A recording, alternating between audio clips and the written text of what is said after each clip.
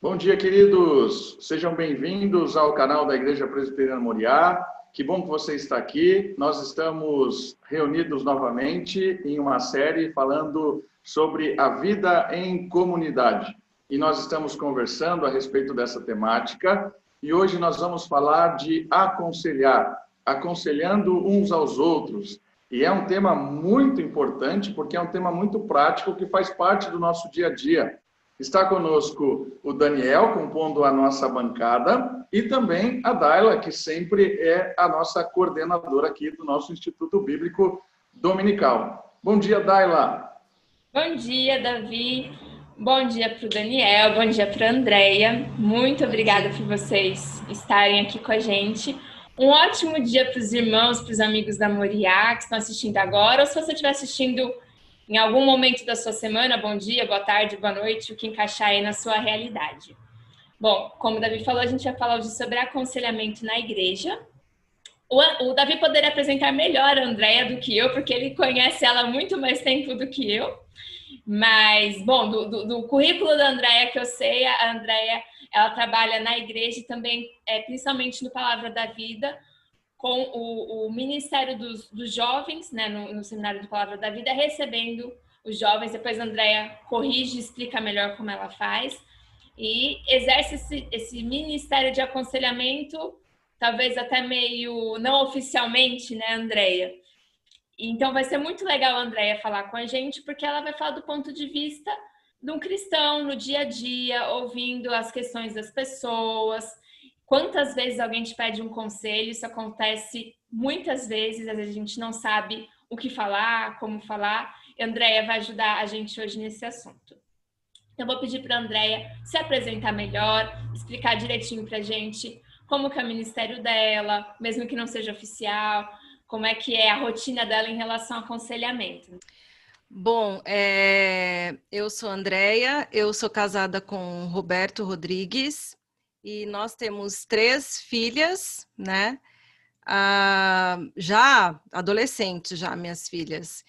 E a gente trabalha aqui no Palavra da Vida já tem uns 10 anos, mais ou menos. Então, a gente trabalha com o curso do CLD, que é um curso de liderança e discipulado. Esse curso, os alunos terminam o ensino médio, né? O jovem termina o ensino médio, e antes dele ir para a faculdade, ele vem e passa um ano com a gente. Esse ano é um ano importante para ele firmar a fé dele, criar suas próprias convicções, também para ele se descobrir, né, muitas vezes através de coisas que ele vai aprender, que ele vai fazer, que ele vai experimentar, descobrir de repente qual faculdade ele deveria, né, escolher, e também um ano de transformação de vida. Então, nós temos muito forte isso aqui no Palavra da Vida, essa questão de vida na vida, de estar um aconselhando o outro, um discipulando o outro, um ajudando o outro. Nós temos aulas basicamente para isso, de ética cristã, com vários assuntos relacionados à vida do jovem, adolescente, para ele lidar e deixar que a própria palavra de Deus transforme. E nós somos os facilitadores disso, né? Então, eu especificamente, eu queria falar, antes do ministério, eu queria falar que eu tenho um ministério em casa, sendo esposa e mãe de 3 meninas, em primeiro lugar, né? Então, e quem conhece o meu marido sabe que eu tenho muita coisa para fazer na minha casa, sendo esposa do Roberto. E tenho as 3 meninas, né? Que eu também olho para elas e sei que elas são meu primeiro ministério, né? E aí, eu tenho mais meninas aqui dentro do Palavra da Vida para poder estar acompanhando. Então, essas meninas vêm para mim e aí eu posso estar ajudando com as coisas toda a bagagem que elas trazem quando elas chegam aqui, eu posso estar ajudando, orientando. E nós, sendo uma família para elas no tempo que elas estão aqui, porque elas passam um ano aqui, um ano longe dos pais. Muitas vezes é o primeiro ano que elas saem de casa, né? O que eu acho bom, porque ao invés delas saírem, já irem morar fora sozinhas, elas moram sozinhas, mas num ambiente mais controlado, vamos dizer assim, né? Então, não sei se você quer que eu fale minha idade, acho que não precisa, mas é basicamente isso. A gente também trabalhou, antes disso, faz 10 anos que a gente está aqui, a gente também trabalhou numa igreja onde eu conheci o Davi. Aliás, o Davi foi meu adolescente, se eu posso dizer assim, né, Davi? E nessa igreja a gente trabalhou por 10 anos, eu acho, também 11 anos, uma coisa assim. E a gente trabalhava de mocidade para baixo, né? Crianças, pré-adolescentes, adolescentes, jovens. Sempre a gente gostou de trabalhar com esse público. Andréia, a gente vai falar sobre aconselhamento. Queria que você falasse o que você entende sobre um aconselhamento cristão. Você pode falar tanto o que você pensa que é, como, às vezes também é bem útil, falar o que não é um aconselhamento cristão. Porque, às vezes, como o Davi falou no começo, a gente às vezes parte de pressupostos que estão aí no mundo e a gente acha que aconselhar é dar conselho do que eu acho que a pessoa tem que fazer, né? Então, eu queria que você ajudasse a gente sobre isso. Como você vê o que é e o que não é aconselhamento. O aconselhamento cristão é quando duas pessoas se envolvem com o objetivo de juntas buscarem, em primeiro lugar, a pessoa do Senhor Jesus. E aí, as respostas na Bíblia para as questões que essa pessoa está trazendo. Então, eu digo que, em primeiro lugar, é a pessoa do Senhor Jesus, porque não existe um aconselhamento cristão sem Cristo, certo? Então, às vezes, alguém chega para mim e pede ajuda, e eu começo a conversar com essa pessoa, ouvir, e eu percebo que eu tenho que apresentar o evangelho para essa pessoa, certo? Porque eu posso dar uma solução bíblica, um conselho bíblico para essa pessoa, mas se essa pessoa não é seguidora de Jesus, ela vai até tentar fazer, ela vai, né, trazer para você alguma coisa, mas não vai ter consistência, não vai para frente. Ela precisa de um relacionamento com Jesus.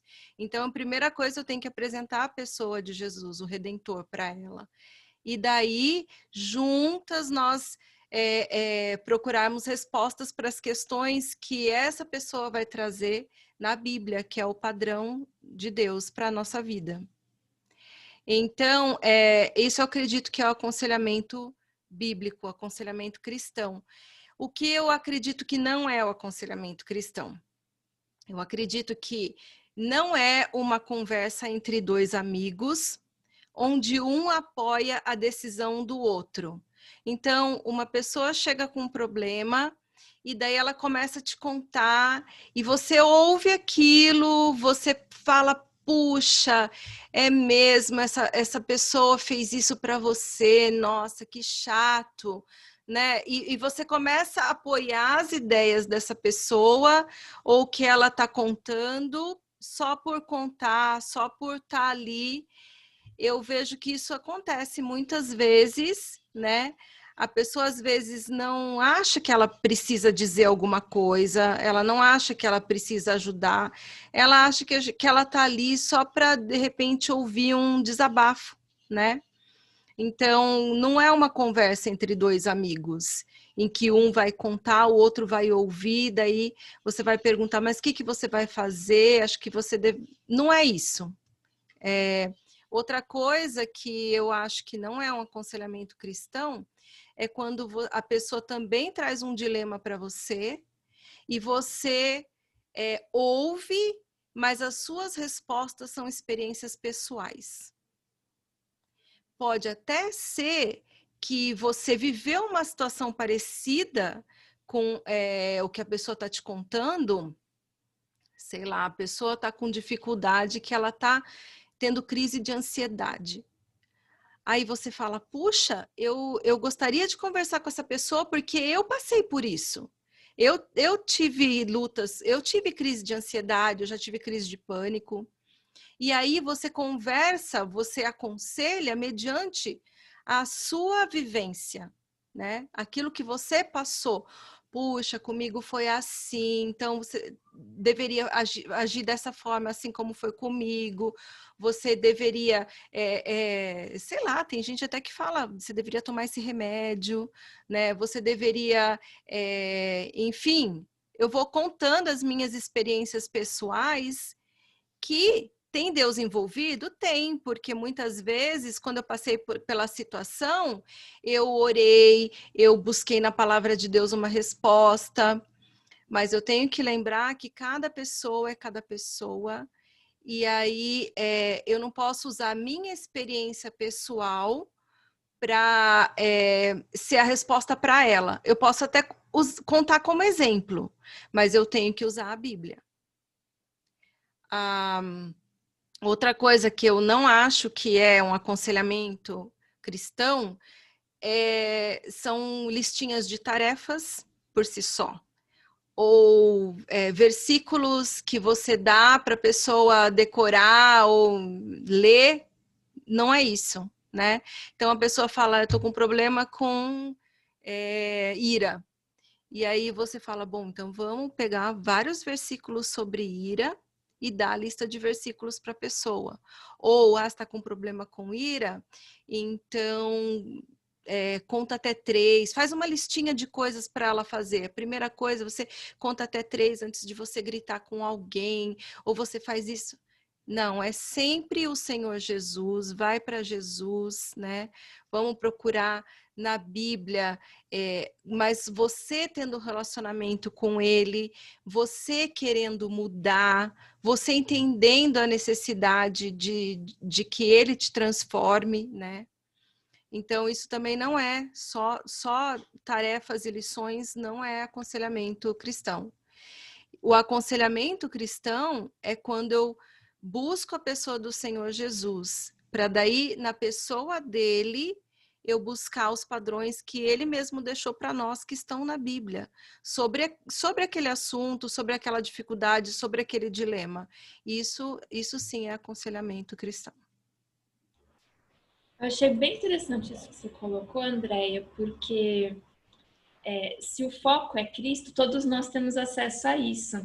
Sim. Porque enquanto a gente pensa que aconselhamento cristão é você ter a resposta certa, você saber o X, o Y, isso limita, porque eu não tenho toda essa bagagem de vida, eu não tenho toda essa experiência de vida, eu não sei todas as respostas. Mas realmente, esse objetivo não é dar respostas, mas é encontrar respostas em Cristo. Poxa, todo mundo pode sentar com o outro e orar junto, isso é uma coisa que está ao alcance de todos, né? Sim, isso mesmo. E em relação ainda sobre o aconselhamento cristão, queria dizer que eu enxergo 3 tipos pode até ser que existam mais, mas eu vejo 3 tipos de aconselhamento cristão. Então, o primeiro tipo é aquele que todo mundo olha e fala, poxa, isso daí só o pastor pode fazer, isso daí só alguém, né? Que é aquele típico aconselhamento cristão em que a pessoa chega, marca uma hora com você, daí você vai, né, para a sua sala, para o seu gabinete pastoral, para, sei lá, para o seu escritório ou um lugar que você marcou com a pessoa, e daí a pessoa fala para você, vai lá e conta o que ela precisa contar. A dificuldade que ela está passando, o dilema, o problema, enfim. E aí você vai aconselhar. Esse é o que as pessoas olham e falam, nossa, eu como cristã ali na igreja, tal, acho que esse eu não consigo fazer, né? Eu sei que esse tipo de aconselhamento é o aconselhamento em que mais aparece as questões mais, como é que eu posso dizer, difíceis de lidar, né? Então, quando a pessoa busca ajuda porque o problema já está enorme, né? Então, ela chega com um problemaço para você resolver, né? Que ela precisa de ajuda. E aí, nesse tipo de aconselhamento que a gente tem questões como pessoas que têm problema com abuso, por exemplo, que têm problemas nos seus relacionamentos com marido e mulher, relacionamentos conjugais ou namorados, né? É nesse tipo de aconselhamento que a gente vê pessoas com dificuldades que procuram ajuda porque estão pensando em suicídio, né? Que mais? Pessoas com crise de ansiedade vêm e procuram porque não sabem mais o que fazer, ficam naquela questão, será que é pecado, será que não é pecado, eu devo procurar ajuda médica, não devo procurar ajuda médica? Então, são questões mais complexas que chegam para o conselheiro cristão, né? E esse conselheiro, eu penso que tem que ser um conselheiro que maneja bem a palavra de Deus, que conhece a palavra de Deus e que tem cursos na área, né? Para poder fazer esse tipo de aconselhamento. Então, esse é o primeiro tipo que todo mundo olha e vê, quando pensa em aconselhamento cristão, só vem esse em mente. Mas eu penso em mais dois que tem muito a ver com o nosso dia a dia, com o nosso relacionamento dentro da igreja, da comunidade cristã. Até nós aqui na nossa comunidade de escola, que é uma comunidade cristã, mas é numa escola, não é numa igreja, né? Que tem mais a ver, não que a gente não faça o primeiro, a gente faz o primeiro, mas que tem mais a ver com qualquer pessoa fazer, né? O segundo é o relacionamento, é o aconselhamento que tá ligado com o discipulado. Então, você resolve, você fala, eu vou discipular alguém, né? Isso todo crente deveria fazer, é um mandamento bíblico, né? Fazer discípulos de todas as nações. Então, eu vou procurar alguém para discipular. Tem sempre alguém abaixo de você. Eu acho que a gente não deveria fazer um grau de maturidade cristã, fulano é mais, outro é menos, mas tem sempre alguém que você pode discipular, certo? Lembrando que é Deus que capacita, né? A gente já está fazendo esse tipo de coisa, a gente se prepara, mas Deus capacita. Então, você está lá, você procurou um discípulo, você vai fazer um discipulado com ele, você vai ensinar as coisas básicas da fé. Logo que você pega, vamos supor que você pega um recém-convertido. Você vai ensinar as coisas básicas da fé para ele. Mas nesse discipulado formal, e eu acredito que o discipulado tem que existir o informal também, nesse discipulado formal, você vai ensinar esse tipo de coisa, o beabá da fé cristã. Mas no discipulado informal é onde você vai conhecer o seu discípulo, onde o seu discípulo vai te conhecer. Então, é nesse momento que você vai ver ele no dia a dia, você vai ver como que ele reage diante de algumas situações, você vai ver o comportamento dele, você vai ver os relacionamentos dele, e você vai poder chegar para ele e falar assim, puxa, que tal se a gente aprendesse mais sobre esse assunto? Não sei se você percebe, mas é uma área de dificuldade sua. Ou ele mesmo vendo a sua vida é confrontado e fala, poxa, eu estou vendo a sua família, é uma mulher que eu estou acompanhando, estou vendo a maneira como você trata o Roberto, eu não trato assim o meu marido. Eu preciso saber mais como tratar o meu marido, qual é a minha posição como esposa, como mãe, certo? É nesse discipulado informal, ele tem que existir também. E aí entra o aconselhamento. Então, o aconselhamento entra nesses momentos em que eu vou vivendo a vida em comunidade, aqueles momentos descontraídos da vida em comunidade, né?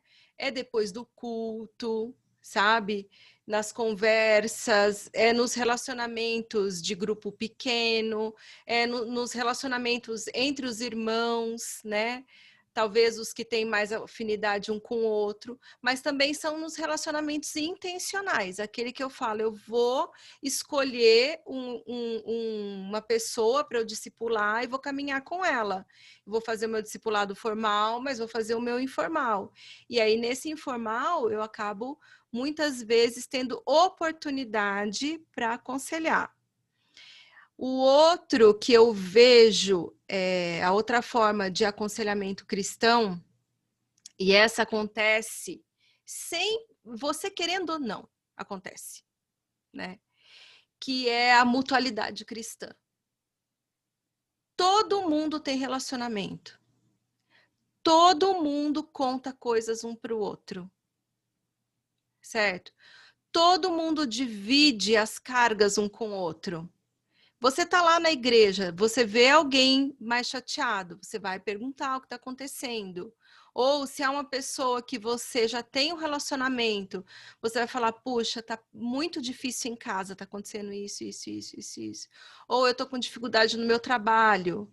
Ou, enfim, a gente sempre está procurando alguém para a gente desabafar, né? E é aí que entra esse tipo de aconselhamento. Então, eu como cristã, olhar para esse tipo de situação e pensar,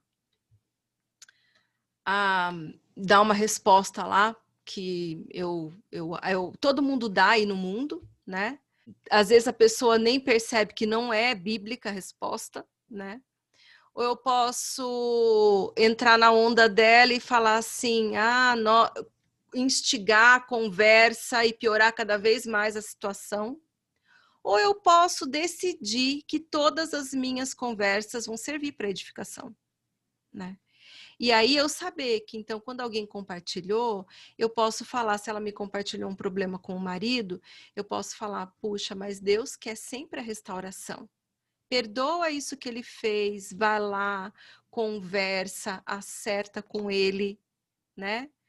Então, todas as situações do nosso dia a dia viram laboratórios de aconselhamento cristão. Eu tenho que passar a enxergar dessa forma. E aí isso é para todo mundo, né? Eu tenho que amar um ao outro, então eu não posso, quando alguém está me contando alguma coisa, aquilo virar fofoca, né? Ou eu aumentar e aumentando a situação, porque daí eu não estou amando o outro. Eu estou amando só o meu amigo que está ali, entre aspas, ainda é um amor meio falso, porque eu não estou ajudando ele a crescer, né? E fica assim, né? É meio medíocre a questão, né? Porque as pessoas dividem muito essa questão de ser crente na igreja e ser crente no dia a dia, né? Ser crente com as coisas de Deus. Então, quando eu estou falando de Deus, quando eu estou cantando uma música, quando eu estou na minha reunião da igreja, daí, então, é o momento para ter conversa sobre Deus. Não, conversa sobre Deus a gente tem que ter a todo momento. Quem tem filho sabe que é a todo momento, gente. Se eu quero ensinar a palavra de Deus, eu não vou esperar levar meu filho para a igreja para ensinar a palavra de Deus. É numa coisa que ele falou, é numa briga que teve com o irmão, né? É numa coisa que está assistindo na TV que não deveria assistir, a uma música, um livro, e tem N situações que eu posso estar ensinando a palavra de Deus e aconselhando. Oi, Andréia. Oi. Eu achei muito legal o que você falou e a questão da gente sempre pensar em apresentar Cristo, porque a gente tem várias conversas durante o dia, principalmente com as nossas familiares, e a gente ouve de tudo quando a gente está falando com a nossa família, né? E às vezes a gente fica meio com medo de se comprometer, ou a gente quer dar um conselho, e às vezes é um conselho comportamental, né? Muda esse comportamento, faz aquilo, mas no fundo a gente sabe que se não for Cristo não vai mudar nada. Como é que você faz no seu dia a dia, principalmente com família, quando você está conversando com algum familiar seu que não é cristão e eles vêm com essas perguntas ou aqueles conselhos que você sabe que não vai dar nada, né? Porque a pessoa só está falando por falar.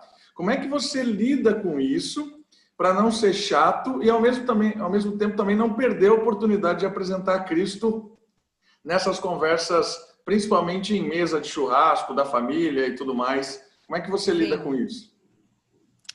Bom, eu tenho um marido que eu creio que é evangelista. Então, todo quanto é assunto, ele vira para o evangelho, né? Ele está sempre falando do evangelho. Quem conhece o Roberto sabe que se ele está numa reunião de adolescentes, por exemplo, termina a reunião, se tem um visitante, ele está lá com o visitante apresentando o evangelho, né? Eu sei que com a família, chega uma hora que eles se cansam de ouvir, né? E eu tenho que lembrar que eu vou apresentar o evangelho, mas eu não posso ser aquele tipo de pessoa que está o tempo todo só falando sobre o sacrifício de Jesus, sobre pecado, sobre, né, crer em Cristo, porque daqui a pouco não me convidam mais para nenhum churrasco, né? Então, assim, eu tenho que saber que eu tenho que falar e eu tenho que viver. Eu tenho que falar e eu tenho que viver, né? Então, a gente vai orando, pedindo para Deus oportunidades para a gente falar. E quando a gente percebe as oportunidades, a gente pega as oportunidades e fala de Jesus. Mas enquanto isso não acontece, porque a gente já falou bastante, né? Então a gente vai vivendo a nossa vida cristã, eles vão vendo que de repente uma das minhas filhas me fez uma pergunta e como eu respondi biblicamente. Vai fazer diferença na vida deles naquele momento? Não. Mas vai chegar um momento que eu acredito que eu acredito que eles vão ter que fazer uma escolha, né? É interessante porque a vida inteira eu falei de Jesus para o meu pai e falei e orava pela salvação do meu pai, minha mãe também. E a minha mãe faleceu há uns 3 anos atrás. Para mim foi bem triste, porque eu queria que ela visse o fruto das orações dela. Eu queria que ela visse meu pai convertido, né? Então, quando ela faleceu, eu falei para o meu pai assim, pai, a mãe faleceu sem ter visto o Senhor se entregar a Jesus. Isso é a minha maior tristeza. Queria que ela tivesse visto, né? E aí passou, gente, não passou muito tempo. Ele foi para a fazenda, uma fazenda que a gente tem aqui perto de Aparecida. E aí lá ela deixava a Bíblia aberta. E ele estava até com uma namorada, porque meu pai não sabe ficar sozinho. Ele estava até com uma namorada lá. E ela sempre deixava uma Bíblia aberta na esperança dele ler. E nesse dia ele falou... Olha, falou para a moça lá, nem sei quem era, falou assim, olha, a minha veinha sempre deixava isso aqui aberto para eu ler. Aí eu acho que eu quero ler hoje. Você quer? E ela falou, tá bom. E quando ele foi ler, que ele pegou, ele leu João 3. Sobre nascer de novo, né? E aí ele leu aquilo e ele entendeu. E ele pegou o telefone e me ligou. Falou, eu entendi o que está escrito aqui. Eu creio nesse Jesus. Eu quero nascer de novo. E eu acho que naquele momento ele se converteu, né? Ele creu de verdade em Jesus. Mas assim, a gente falou muitas e muitas vezes, a gente orou por anos sobre isso, e acontece no momento de Deus. Então, a gente tem que aproveitar as oportunidades, tá sempre prestando atenção nas oportunidades que Deus dá, e Deus dá. Você ora por oportunidade que Deus vai dar. E aí você aproveitar essas oportunidades para expor o evangelho, mas não esquecer que a sua vida é um evangelho aberto, né? Então, você tem que ser um cristão. Não adianta ser meia boca, ser só na igreja, ser só nas reuniões da igreja, quando o pastor está perto, certo? Porque Deus está em todo lugar e Ele vê tudo. E eu tenho que ser um cristão em todos os lugares. Então, as pessoas veem o evangelho nas nossas vidas, né? Eu não sei se eu respondi sua pergunta. Mas é assim que a gente lida em casa com a família. Eu confesso que a gente vê pouco a família, porque nosso ministério é bem intenso, né? Mas quando a gente tem reunião em família, é assim. Eu acredito que isso que você fala em relação à família se aplica de forma geral. Porque se eu não tenho essa vida minha com Deus, se eu não sei quem é Cristo, eu não estou falando assim de conhecer a Bíblia e saber trocentos versículos de cor, mas se eu não tenho uma experiência na hora no dia a dia, não só quando alguém for me dar um conselho, mas convivendo com as pessoas, eu não vou ter material, não vou ter recursos, né, para dar uma orientação, para exortar quando for necessário e para ajudar, né? Sim, sim. Eu tenho que lembrar que eu tenho que ter em primeiro lugar a minha vida com Deus, né? Meu tempo com Deus, de devocional, de estudo da palavra, de oração, né? Eu tenho que me alimentar, eu tenho que aprender da palavra de Deus para eu poder viver essa vida cristã, para eu poder aconselhar dia a dia todas as pessoas que estão à nossa volta, né? Uma coisa interessante, Andréia, que você falou no começo foi quando a gente começa a fazer o aconselhamento, a gente virar para a pessoa e trazer ela para Cristo e trazer aquela situação para diante de Cristo num primeiro momento, né? E muitas vezes a gente vai para o achismo. Eu acho que você tem que fazer isso, eu acho. E eu costumo brincar dizendo que se eu acho, deve estar errado. Porque quando o aconselhamento já começa trazendo para Cristo, você já traz mais uma pessoa para dentro daquela conversa, né? E aí eu acredito que dentro disso é interessante esse 1 ano que o jovem passa aí com vocês, porque é um ano para ele que ele está saindo de uma adolescência, talvez, ali, de um pós-adolescência, eu não sei como chama hoje, mas entrando para uma vida que ele tem que decidir o futuro dele. Isso. E é muito interessante isso, porque eu passei por isso. Foi um ano que eu fiz a faculdade de engenharia porque a minha mãe falou assim, olha, tá aqui o boleto da matrícula e vai lá e é para você fazer. Eu não quero filho meu sem estudar. E eu nem sabia se era o que eu queria. No final, graças a Deus, foi legal, mas assim, é interessante isso, né? Esse processo de aconselhar o jovem nesse ano para que ele possa ter maturidade para escolher. E num primeiro momento, escolher mesmo seguir a Cristo e viver a Cristo. O que a gente percebe é que os jovens estão chegando cada vez menos preparados, cada vez mais imaturos, né? E a gente tem que lidar com essa situação porque eles estão tendo que decidir uma coisa como uma profissão, muitas vezes, muito cedo, né?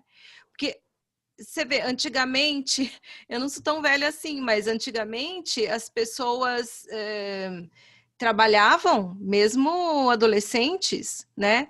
Elas experimentavam o que é levantar cedo, o que é trabalhar, se gostava de fazer uma coisa, se não gostava de fazer outra coisa, experimentavam algumas coisas para ter uma certa noção de trabalho, do que é isso, quais são suas habilidades, acabava se descobrindo, né? Hoje o jovem não tem isso, porque o pai responde que o trabalho dele é estudar. Então, só que eu entendo que estudar é estudar, trabalhar é trabalhar, né? Então, quando a gente expõe um adolescente aqui a vários tipos de ministérios, então ele vai ter que ser um conselheiro num acampamento, ele vai ter que cuidar de criança, como a gente tem aqui o Lar Vim de Meninos, né? Ele vai ter que ajudar na cozinha, então ele vai servir, ele vai ter que fazer trabalhos manuais, ele vai fazer viagens missionárias, e aí ele experimenta um leque de opções que ele acaba, às vezes, chegando com uma ideia em mente, eu vou fazer tal faculdade, e acaba fazendo outra coisa, né? E outra coisa que acho que a gente tem que desmistificar, eu pelo menos penso isso. Se uma das minhas filhas não quiser fazer faculdade, o sucesso delas está na faculdade? Isso é o que o mundo diz. Sim, exato. Isso é o que o mundo diz, né? Mas que sucesso a gente procura? E aí, dentro disso, desse processo, eu queria te perguntar como é o processo desse 1 ano do adolescente aí, na parte do aconselhamento mesmo. Como que vocês vão trabalhando com ele a confiança? Porque, assim, o adolescente ele é bem desconfiado, pelo menos os que eu conheço. Então, assim, até que você consiga entrar e trazer ele para tudo isso, como que é o processo na parte de aconselhamento durante esse 1 ano? Acho que a primeira coisa para você trabalhar com adolescente, você tem que amar o adolescente. Isso é o básico, talvez chover no molhado, todo mundo sabe disso.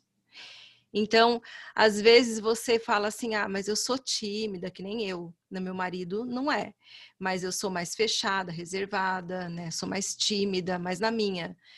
Então, o que eu tenho para oferecer para um adolescente? Né? Eu tenho a minha vida. Porque basta eu amar o adolescente, ele sabe disso. Ele percebe que você está fazendo aquilo com amor, certo? Então, acho que a primeira coisa, você tem que amar o adolescente, você tem que gostar de trabalhar com o adolescente e olhar para o adolescente como oportunidades, né? Tem até o livro A Idade da Oportunidade.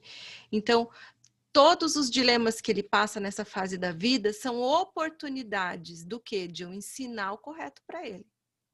De eu encaminhar a vida dele, de eu ajudar ele a fazer boas escolhas, né? Enfim. Então, eles chegam aqui e a gente tem cada professor, cada orientador, cada discipulador, cada pessoa da equipe, da nossa equipe de juventude, tem um grupo. No caso, os meninos, né, os homens da equipe têm um grupo de meninos e as mulheres têm um grupo de meninas, né? Que a gente se reúne, vai se conhecendo, né? E aí, com o tempo, eles vão se abrindo. Adolescente é assim, primeiro ele conta para você uma coisinha de nada, para ver como você lida com aquilo, né? Qual é a sua resposta, se ele pode confiar em você, se você de verdade quer ajudar, né? E aí, então, ele começa a abrir coisas mais profundas da vida dele, né?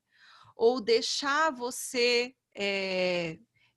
ajudar ele a descobrir essas coisas, também tem essa. Então, esse é um processo. A gente fala que quando o adolescente está assim, puxa, olha, esse adolescente está super legal, ele vai embora e chegam outros do outro ano para a gente começar do zero de novo. Mas é isso. E aí, uma outra coisa que o Davi falou, a Daiga também, e você comentou, que eu acho muito interessante, é assim, uma coisa que eu, nos últimos anos, tenho me perguntado. Por que a gente, inclusive eu, a gente deixa chegar as coisas num ponto tão extremo para poder procurar um aconselhamento correto ou um aconselhamento que seja. Por que a gente espera tanto tempo para se aconselhar? Não sei se durante os anos que vocês têm feito isso você conseguiu entender por que a gente espera tanto tempo para poder falar assim, olha, preciso de ajuda. Talvez eu seja simplista, mas a maioria das vezes é por orgulho. Sabe? A pessoa acha que ela vai conseguir. Acho que ela vai lidando com a situação, né? Talvez ela não pense que ela seja autossuficiente, mas o fato é que a pessoa tem aquela mistura de eu consigo com o que vão pensar de mim se eu abrir esse assunto da minha né? Então, eu penso que é basicamente o orgulho, né? É óbvio que se eu procurar o quanto antes, né, eu vou conseguir um resultado final talvez diferente daquele que eu estou vivendo hoje por ter demorado tanto para procurar ajuda, né? Mas eu tenho que lembrar que mesmo se eu demorei para procurar ajuda, e aí o que está acontecendo na minha vida hoje é diferente do que eu gostaria, o que é o padrão bíblico, Deus tem sempre restauração para nós e tem sempre respostas para aquilo que a gente está vivendo. Andréia, pensando nisso daí, você acha que existem, até pensando no caso do orgulho mesmo, você acha que em alguns casos, em alguns momentos, seria mais prudente quando a pessoa vem com alguma situação para a gente que está totalmente... vou dar um exemplo prático. Alguém está com um problema enorme no casamento e eu não sou casada. Você acha que seria mais prudente a gente falar assim, olha, eu vou orar por você, mas eu não sou a pessoa mais aconselhável para caminhar com você? Ou você acha que a gente, como cristão, teria condições de lidar com tudo? Eu acho que vão ter momentos em que a gente vai ter que encaminhar. Eu não vejo problema em você falar que você não sabe lidar com essa questão, não é para você essa questão, ou então, em algum momento, você vai ter que encaminhar para, sei lá, tirando o exemplo da pessoa que está com problema no casamento, né? Mas a pessoa está com problema de ansiedade, você vai ter que falar para ela, você vai ter que procurar um médico, né? E aí a gente pode caminhar juntos com o médico, mas nesse momento você tem que procurar uma ajuda médica, né? Você tem que encaminhar, você tem que saber quais são as suas habilidades, vamos dizer assim, para... É uma questão assim, é uma linha fina, porque a gente sabe que a palavra de Deus tem resposta para essas questões, né? Mas tem coisas que você não tem habilidade para lidar. Então, eu acho que você não se torna um conselheiro pior se você encaminhar para alguém que, de repente, tenha mais habilidade, já tenha lidado com esse tipo de situação, sabe? Para você, é um cuidado com a pessoa, né? Isso. Então, é que nem um profissional. É óbvio que, tipo assim, eu não estou querendo comparar a palavra de Deus com o conhecimento de uma profissão, mas é que nem um profissional. Então, ele se especializa numa área. Aí chega uma pessoa e fala: olha, mas eu vou dar o meu exemplo. Eu sou fonoaudióloga. E aí eu já trabalhei com aparelho auditivo, né? Aí ele chega e ele fala assim para mim: ah, mas eu tô com um nódulo nas pregas vocais. Aí eu vou falar: mas não, mas eu sou fonoaudióloga, o fonoaudiólogo trabalha com isso, mas você tem que procurar uma pessoa que seja um especialista nessa área, né? E aí eu vou encaminhar. Então eu acho que no aconselhamento cristão vão ter momentos em que isso pode acontecer. Andréia, eu acredito também que uma coisa que é muito difícil para a gente, às vezes, em ambiente de igreja, é não saber lidar com pessoas que às vezes estão perto da gente e que vêm com ideias meio confusas, né? Como que você acha que a gente tem que lidar com isso, nesses bate-papos de igreja? Porque igreja, né, você acaba, por exemplo, o culto, você vai lá bater papo e fala um monte de coisa e ouve um monte de coisa. Como que você acha que a gente tem que lidar com essas conversas rápidas, mas que às vezes carregam profundidades muito grandes, né, da própria visão de mundo da pessoa, quando ela comenta alguma coisa do trabalho dela, quando ela comenta alguma coisa da educação do filho, como ela comenta de algum sonho que ela está tendo. Às vezes a gente ouve em 5 minutos uma coisa assim, nossa, que loucura total isso, né? Como é que você lida com isso também? Entende? Sabe, eu acho que às vezes é um clima meio estranho, né? Porque você tem, a pessoa compartilha alguma coisa, você acha que isso também é um aconselhamento, né? Uma coisa que às vezes eu fico pensando, poxa, a pessoa está falando uma coisa que não tem o mínimo sentido. Como é que você reage nesses momentos rápidos da sua vida, do seu cotidiano? Bom, se a pessoa estamos ali numa rodinha e a pessoa fala alguma coisa que eu, sei lá, entendi mais ou menos, não fez sentido para mim e dela tá falando direcionada para mim, assim, né? É porque eu não sou aquele tipo de pessoa que compra briga, né? E nem que vai dar todas as respostas, porque Jesus não deu todas as respostas. Pessoas ficaram sem respostas, pessoas foram atendidas, outras não foram atendidas, né? E ele era Deus, eu não sou, né?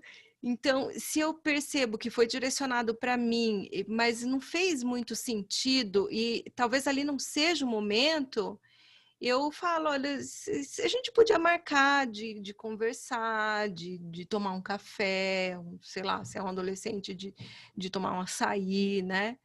E para você me explicar melhor isso daí, para eu entender. Porque eu acho que o nosso problema é a gente dar respostas rápidas e supérfluas. Entende?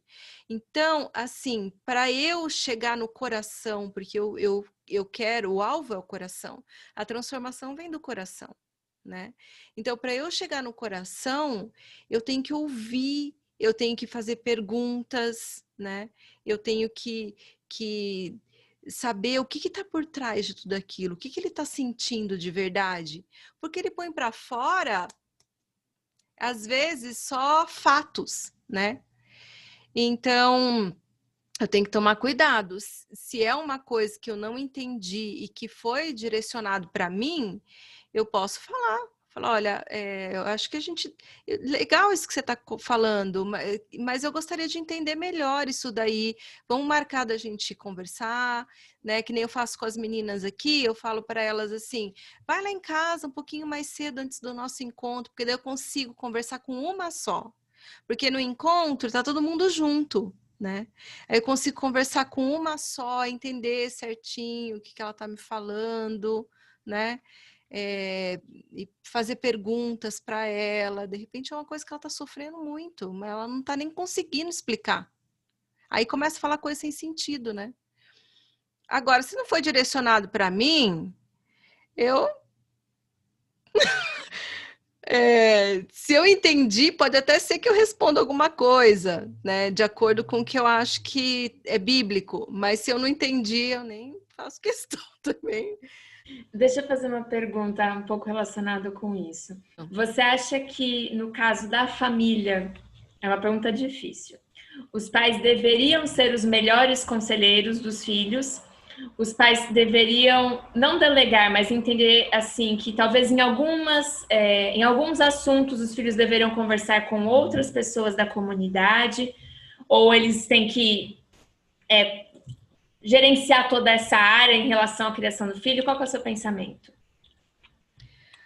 O meu pensamento é sim para as duas perguntas. Se os pais são os melhores conselheiros e os filhos deveriam procurar outras pessoas.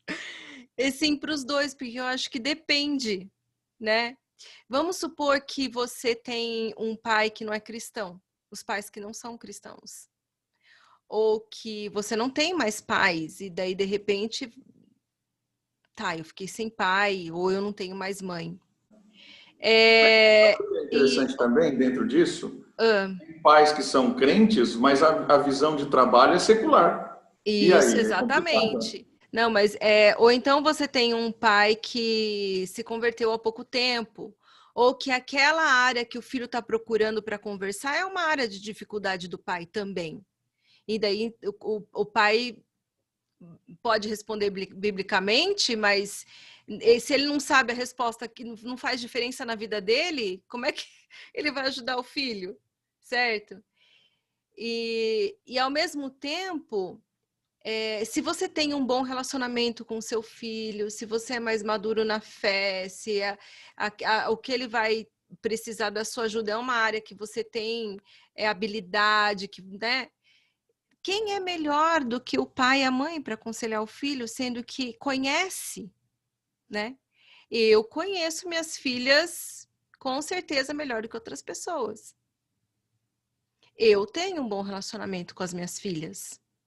Eu até ia dizer que com a minha filha mais nova, a minha mais nova tem 12 anos. E ela tem um pouco de dificuldade de leitura escrita, né? E eu faço devocional com ela, aproveito esse tempo de devocional para conversar questões que eu sei que são áreas de dificuldade dela, né? E eu aproveito esse tempo para aconselhar. Então, com a minha filha do meio, Ela tem 15 anos, a minha do meio. A gente escolheu um livro para ler juntas, que tinha que ser um livro que eu gostasse, né? Um livro cristão. E um livro que ela também gostasse, quisesse ler, né? E aí a gente lê o livro juntas, a gente conversa sobre o livro. O que você achou? Que a autora falou sobre isso? Você acha que é bíblico? Você acha que não é? Como que você faz? Você tem problema com isso? A gente conversa sobre aquele assunto daquele livro. E eu tenho uma filha de 18 anos que agora ela está numa fase que ela já chega com os dilemas para mim, eu já tenho orientações que eu dou para ela de relacionamento com os amigos, com o sexo oposto, de escolha da profissão, do que ela vai fazer no futuro, sabe? Mas se tivesse alguma coisa que elas me perguntam e eu não sei, eu tenho dificuldade naquela área, eu posso pedir ajuda. Uma delas, não vou falar o nome para não expor, né? Aquelas com mãe, você presta atenção que você não fica falando muito de mim, não. Mas uma delas estava com um problema de terror noturno. E aí eu falei para elas, acho que seria bom você conversar com Aí eu indiquei uma pessoa que ela estava tendo muitos pesadelos. E o terror noturno é muito, muito ruim. Estava acontecendo direto. Falei, conversa com a fulana de tal sobre esse assunto, né? Então, assim, a gente vai... acho que cada caso é um caso. E aí vale também a comunidade, aí entra o papel da comunidade, porque se tem um adolescente, um jovem ali, alguém precisando de conselho, entra a comunidade. Se está precisando de um pai na fé, também entra a comunidade, né? É um ajudando o outro. Andréia, você já recebeu algum conselho na sua história não bíblico? E como você descobriu isso? Foi na hora, não foi? Como você lidou com isso? Já recebi muitos conselhos não bíblicos, muitos. Eu acho que se eu recebi conselho não bíblico e não percebi, eu não percebi até hoje. Mas eu recebi muito conselho não bíblico, obviamente eu percebi os conselhos, né? Um deles, eu acho que o Davi conhece a situação, quando as minhas filhas eram menores, a gente foi denunciado no conselho tutelar, porque vocês estão vendo a minha cutis, né, gente? É branca. E as minhas filhas são todas branquinhas. A gente sempre usou disciplina física para elas, porque a gente acredita que é o que a gente deveria usar quando elas eram menores, e era sempre no bumbum. E nós fomos denunciadas por uma professora de natação, porque viu uma marca no bumbum de uma delas, né, de uma varadinha. Bom, não vou contar toda a história, mas a gente foi diante do juiz, né, passou por psicólogo, enfim, foi uma novela de 2 anos.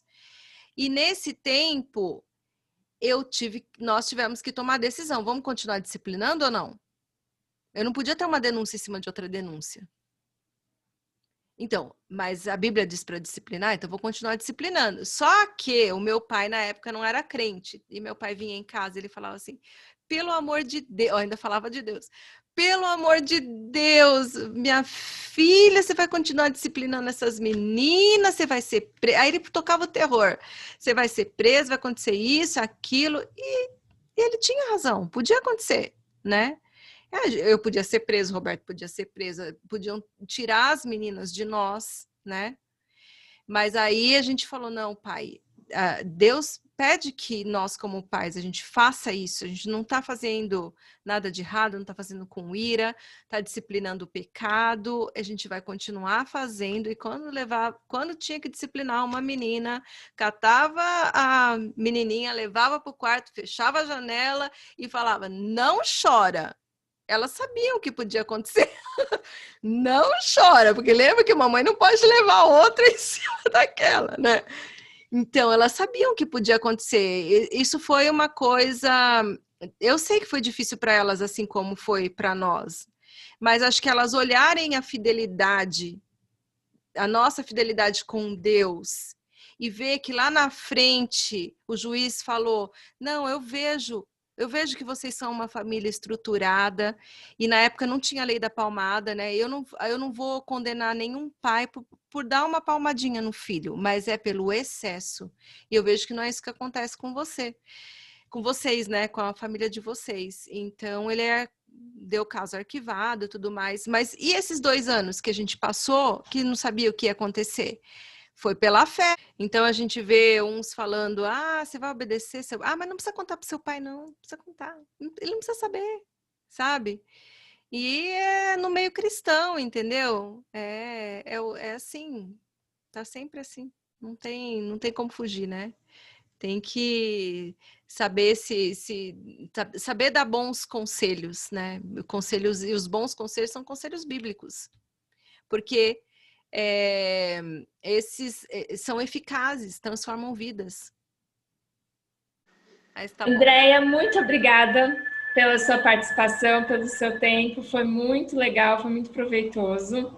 Eu acho que para o Davi e para o Dani também. E espero que você se sinta à vontade para participar de outras reuniões dessa, porque foi bastante legal.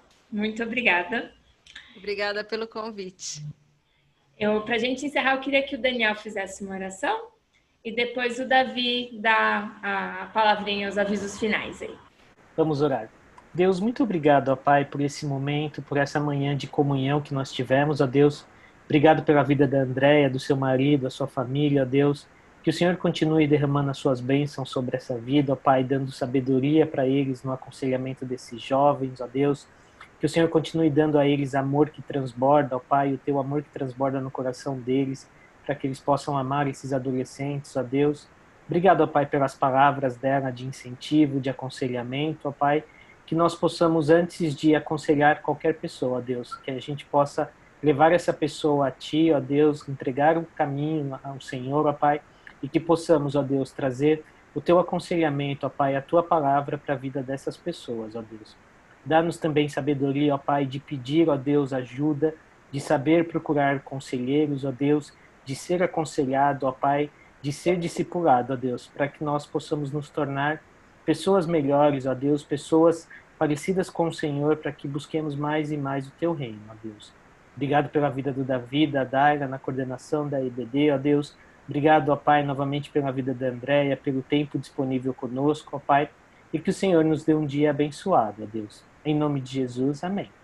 Amém. Bem, muito obrigado, Andréia. Queridos da Moriá, muito obrigado por estarem conosco até agora. Que o seu domingo seja abençoado. Daqui a pouquinho, às 19 horas, nós nos encontramos aqui na igreja. Aqueles que ainda não podem vir, acompanhem no canal. Nós estamos transmitindo ao vivo, tá bom? Deus abençoe a todos. Bom domingo. Fiquem com o Senhor. Bom domingo.